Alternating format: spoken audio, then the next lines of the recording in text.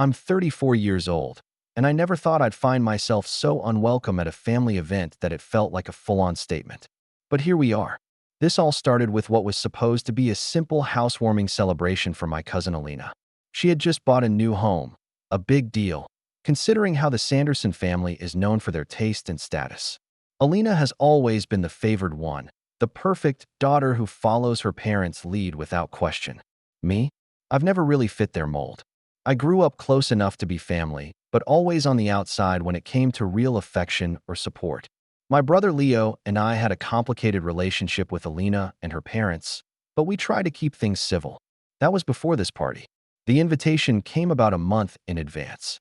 "We want everyone there," Alina's mom said, with that tight smile they all share when they're actually telling you what they want you to be, not who you are. The event was held at a fancy venue downtown, a place that screams exclusivity. When I arrived, I already felt the invisible walls. The event hall was gorgeous, chandeliers dripping with crystals, and every detail seemed planned to impress. But the first sign things were off was the seating arrangement. There were two tables. The main table was for Alina, her parents, their closest friends, and a select group of relatives, basically anyone they deemed worthy. It was long, polished, and draped in fine linens with ornate centerpieces. Then there was the second table, more like a cramped setup off to the side, near the kitchen and the servers. That's where I was directed to sit, on a folding chair, wedged between a stack of unused chairs and the buffet table. Alina herself came over with a forced smile and said, "There wasn't enough room at the main table, so we set you up here. You'll be fine." Her dad, Mr. Sanderson, was standing nearby and couldn't resist adding, loud enough for a few people around to hear, "Be glad you even got a seat." I swallowed the lump in my throat, nodded, and sat down without saying a word. It wasn't the first time I'd been made to feel like I didn't belong, but this stung differently. It was calculated. Throughout the evening, the main table was filled with laughter, clinking glasses, and warm toasts, none of which were for me. At my folding chair, I caught snippets of conversation that felt more like side eyes and whispered jokes about those people who try too hard or family who don't keep up. Alina's boyfriend made several pointed remarks disguised as jokes about how Leo was still figuring out life and how I must have settled for less. No one around the main table seemed bothered, but my skin crawled. What made things worse was the sheer effort they put into making me invisible. The waitstaff barely looked my way, and when the food was served, the dishes at the main table were elegant and plentiful. My plate, a hurriedly assembled meal that felt like an afterthought. By the time dessert came around, I was trying to focus on the few family members who still treated me decently, but it was hard to ignore the cold atmosphere. Then, the moment that pushed me over the edge. As the event wound down, the event planner approached, clipboard in hand, and said, "Before everyone leaves, I just need to confirm who is responsible for covering the venue deposit." Everyone at the main table exchanged looks. Alina's parents were silent, waiting for someone else to answer. Then, the planner's eyes swept the room and landed on me. I could feel all eyes shift, and I knew what was coming next.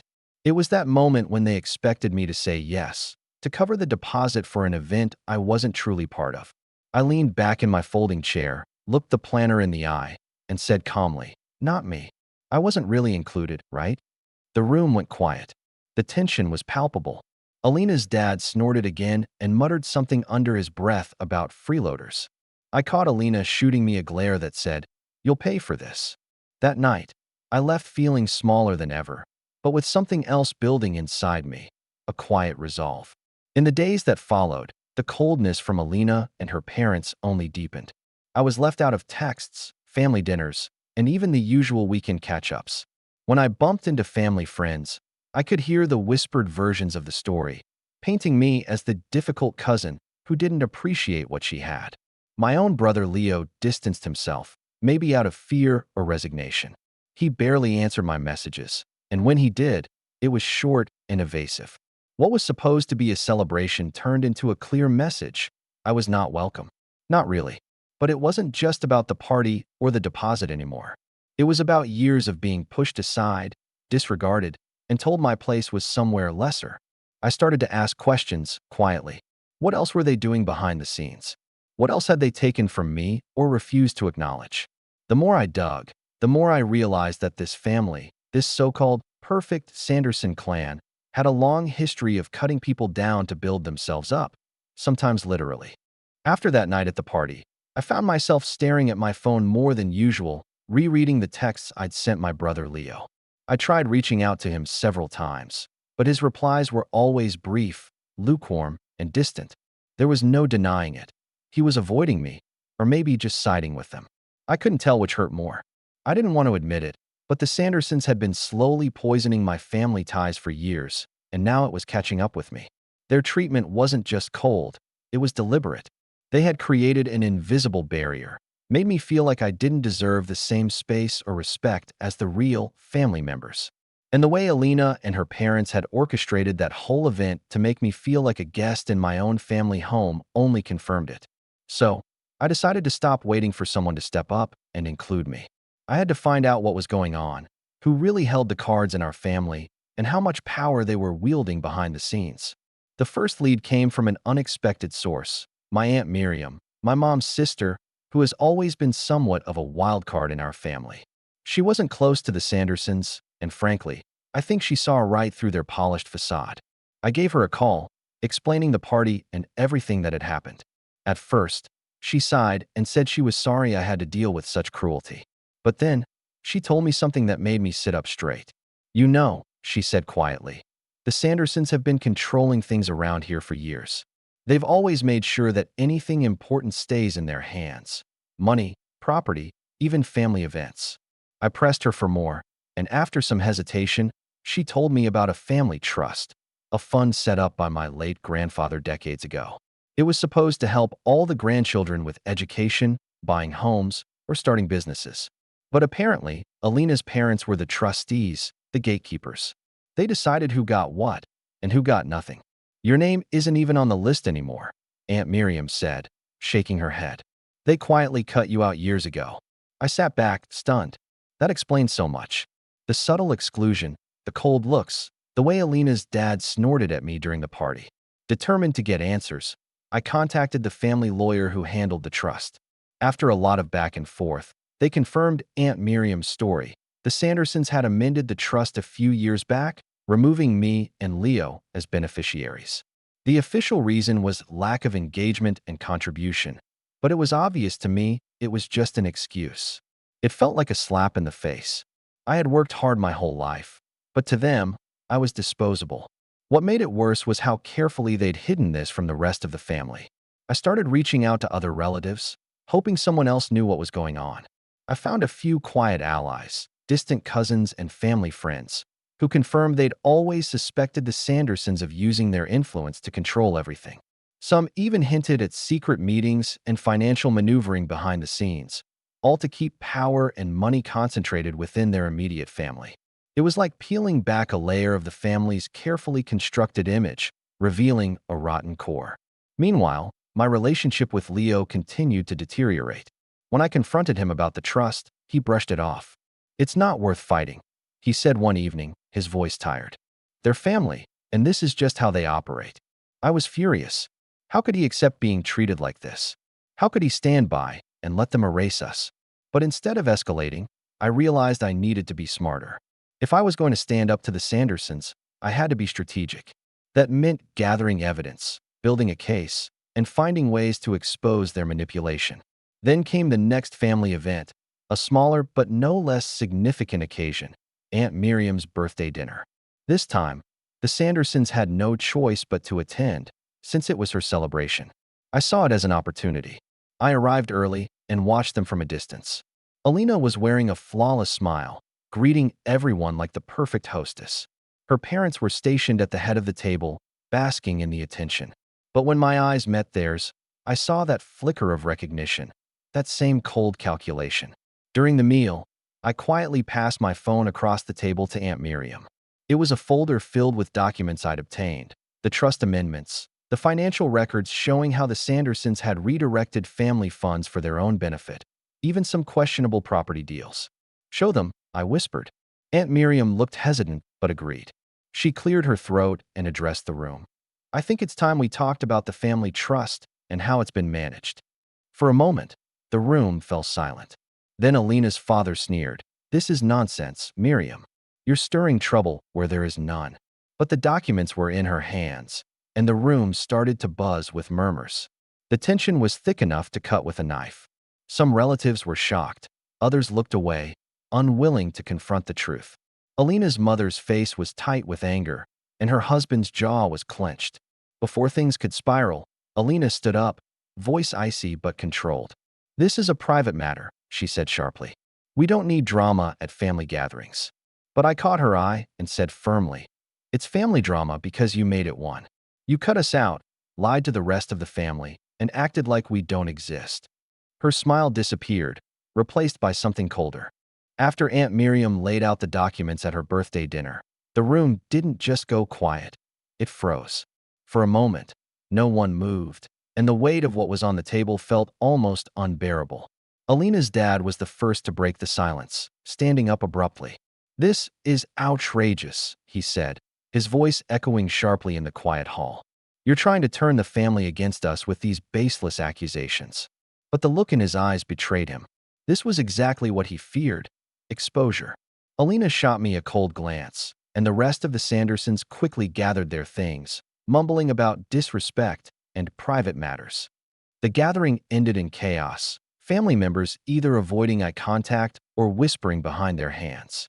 I left the dinner that night with a mix of exhaustion and a strange sense of victory. I'd broken the silence, disrupted their narrative, and made it impossible for them to pretend everything was fine. But this was just the beginning. The next few weeks were a whirlwind. The Sandersons retaliated by cutting me and Leo out of even more family communications. Invitations to events stopped arriving, and when I saw relatives, the cold shoulder was now the norm. More than that, Alina and her parents launched a campaign to discredit me quietly. They whispered rumors about me to anyone who would listen, that I was bitter, ungrateful, even reckless with money. Friends I'd known for years started to distance themselves. I realized then that this wasn't just about family or money.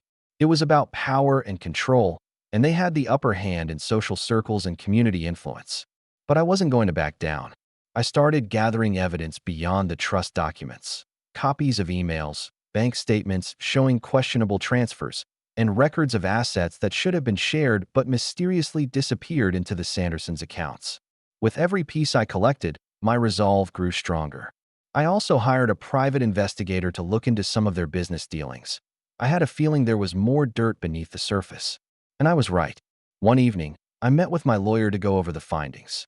What I learned was staggering. The Sandersons had been involved in a series of shady property deals, using their control of the family trust to fund risky investments under the radar. Some of these investments were already under investigation by financial authorities for fraud and mismanagement. They'd used family money not just to enrich themselves, but to silence anyone who threatened to expose them, through legal threats and under-the-table deals. Armed with this information, I knew I had to play smarter. Instead of direct confrontation, I began carefully leaking the information to people who mattered: community leaders, the family's business partners, even some of the local press. I wanted to dismantle their carefully curated reputation piece by piece. At the same time, I reached out to Leo again. This time, I showed him the evidence and explained why I couldn't let them get away with this. Surprisingly, he agreed to stand with me, realizing that their power over us was stronger than our family bonds if we let it be. Together, we formed a plan: expose their wrongdoings publicly and legally, but on our terms. The turning point came when the annual family reunion was announced. This was traditionally the Sandersons' showcase, an extravagant weekend at a lakeside estate, with speeches, awards, and plenty of socializing. They had no idea what was coming. When the reunion weekend arrived, Leo and I showed up, not as guests, but as challengers. I had contacted the event organizers beforehand, ensuring that the legal team and a few investigative journalists would be present. The moment Alina's father tried to call the event to order, I stepped up and said, "Before we begin, I have some things the family needs to hear." I revealed the evidence we'd collected, detailing the trust manipulations, the shady financial deals, and the attempts to silence dissent. The shock in the room was palpable. Some relatives gasped, others refused to look at us, and Alina's parents went pale. Alina tried to regain control, but it was too late. The investigative reporters began asking questions, and the event organizer quietly announced that the Sandersons company had put the venue deposit on hold pending an investigation. The entire weekend shifted from celebration to a reckoning. That night, as the reunion ended in turmoil, I felt a strange mix of relief and uncertainty. I had taken back some control, but I knew the Sandersons wouldn't go down quietly. This wasn't just family drama anymore. It was a full-on war for the truth. The reunion weekend was pure chaos, but it was exactly the turning point I had been quietly waiting for all this time. The air was thick with anticipation as soon as Leo and I stepped onto the grounds of the lakeside estate. The Sandersons had spent months preparing for this event, treating it like a coronation, a display of their power and unity. But this time, the carefully controlled atmosphere was about to crack. As the investigative reporters began to ask their pointed questions, softly at first, then more boldly, the perfect image the Sandersons had painstakingly built started to unravel right before everyone's eyes. The room, once filled with forced smiles and polite laughter, grew tense and uncomfortable. Conversations dropped into awkward silences as relatives exchanged uncertain glances, sensing that something far bigger than family drama was unfolding. Alina's father, who usually carried himself with the kind of unshakable authority that made you think he could control any room, looked visibly rattled. His posture stiffened, his confident voice cracked on more than one occasion. The mask of control was slipping, revealing a man overwhelmed by the consequences of his own actions. His wife, ever the poised and unflappable matriarch, turned cold and tight-lipped. She avoided eye contact with anyone, her face carefully neutral but with eyes that darted nervously around the room, as if calculating damage control with every breath. Even Alina, usually the confident center of attention, seemed lost. Her usual polished exterior faltered as whispers and sidelong glances filled the space around her. The image they'd all presented, the perfect, untouchable family, had shattered, replaced by suspicion, disbelief, and the sharp sting of betrayal. In the weeks that followed, the legal gears began to turn relentlessly. The family trust, once a symbol of security and unity, was frozen by court order, and an independent trustee was appointed to conduct a thorough investigation into the Sandersons' management of the assets. The quiet hum of whispers outside the courthouse echoed the growing unease within our community. Meanwhile, financial authorities launched their own formal inquiries, zeroing in on the suspicious property deals, questionable transfers, and blatant misappropriation of funds.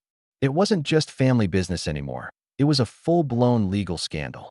News of the Sandersons' troubles spread quietly at first, filtered through hushed conversations at local gatherings and cautious inquiries at neighborhood events.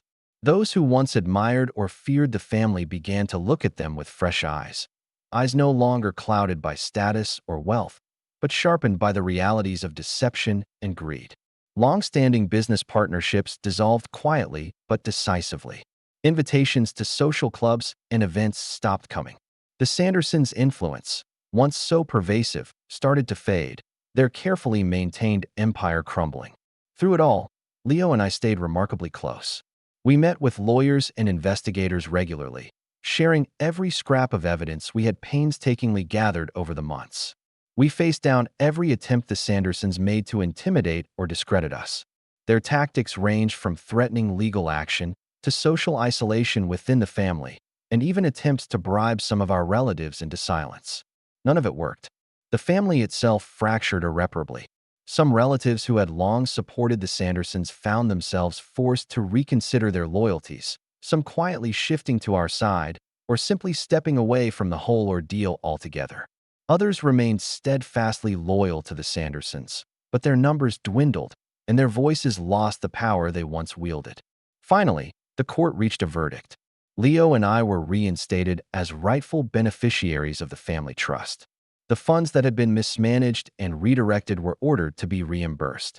The Sandersons were held financially accountable for their misdeeds, facing penalties that, while not wiping away the damage they'd caused, served as a clear rebuke of their conduct. Though the money returned could never erase the years of exclusion, disrespect, and emotional damage, it was a symbol, a hard-won measure of justice that acknowledged we had been wronged and fought back. But the most profound change wasn't financial. I no longer felt invisible. For the first time, I stood not as a shadow in the background, but as someone who had reclaimed her place in the family and the community. I had taken control of a situation that was designed to silence me, and I did it not just for myself, but for anyone who had ever been quietly sidelined, dismissed, or erased. The Sandersons remained part of our community, but they had been reduced to shadows of their former selves. Their social power diminished, their family standing questioned, and their influence weakened. They were no longer the unchallenged rulers of our family or the local circles they once dominated. They never apologized. There was no heartfelt admission of guilt or remorse for the years of coldness and cruelty. Their attitude remained as frosty as ever. Only now, it was met with indifference rather than fear or deference. Looking back on it all, I realized this was never just about a folding chair by the kitchen or an unpaid venue deposit. It was about standing up to those who try to define your worth for you, about refusing to be pushed to the sidelines by those who see themselves as better or more deserving. It was about reclaiming my place in a family that had tried to erase me, not because they wanted to give it back, but because I took it. And in the end, that made all the difference. Thanks for watching. Share your thoughts in the comments. If you like this story, don't forget to like and subscribe for more content like this.